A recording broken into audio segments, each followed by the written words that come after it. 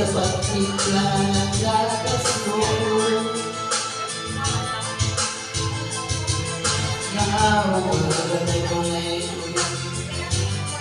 amang bukas iyo.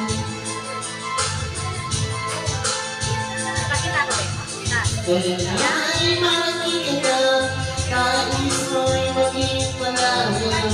Di ko man lang wala magagawa.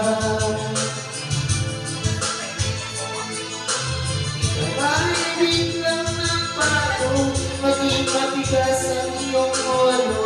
At ang payo'y sinuway mo.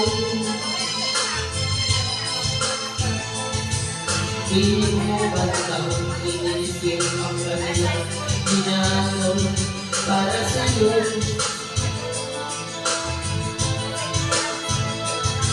Pagkat ang nais mo'y masunog, kaya mo hindi ko pinapansin.